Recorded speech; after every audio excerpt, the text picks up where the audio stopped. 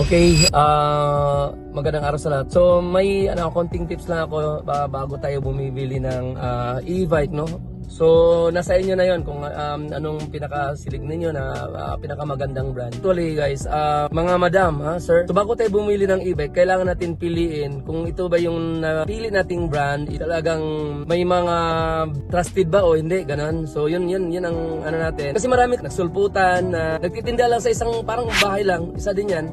And then walang mga branches to sa iba't ibang area, no? So ngayon, pag nasira ang e-bike nila, wala silang mas malapit na branch doon sa area nila, doon nagsisimula yung problema. Para sa akin lang, mas maganda yung may mga physical store. Pupunta tayo doon sa physical store, ang dami ding scammer ngayon, no? So kailangan din pipiliin natin yung mga legit page. So just like Nakayama, talaga makikita mo yung mga page nila na mga legit talaga kasi siyempre makikita mo naman doon sa mga iba't ibang mga lugar, no? So may mga branch tayo sa NCR and then also Laguna and Cavite, then Cagayan de Oro. So yan lang ang tips ko sa lahat na bago tayo bumibili ng e-bike, kailangan puntahan talaga natin yung physical store. Kasi ang dinipinsahan natin yan yung after sales. So mabilis lang tayo pupunta doon sa mga branch natin kung saan tayo malapit na kailangan wala tayong pinagsisisihan sa bandang huli. Kasi para sa akin, sa ngayon kasi maraming mga murang e-bike na din eh. Pero pagkatapos mabili ng e-bike, wala ka na makikitang branch kung saan ka magpaayos. Lalo na ngayon, sa Nakayama kasi, exclusive lang yan kung anong unit. Doon lang ang ayusin nila kung sa kanila talaga yung unit na yon.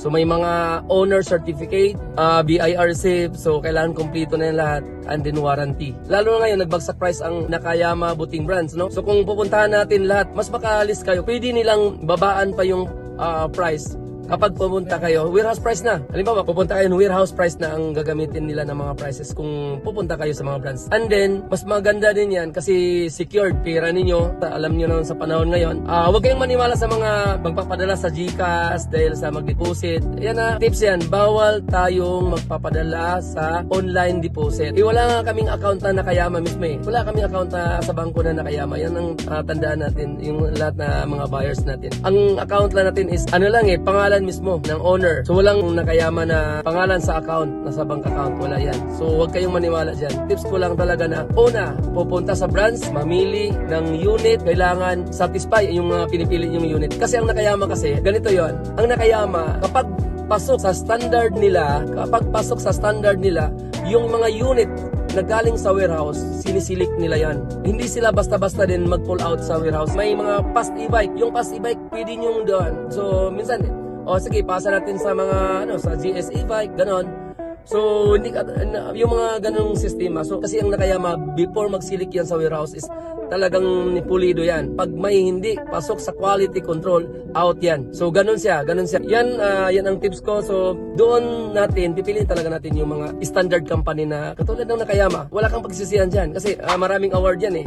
Kasi nakikita natin doon yung trusted ng mga award winning bodies sa company na yan. So yun lang ang tips ko sa mga mamimili.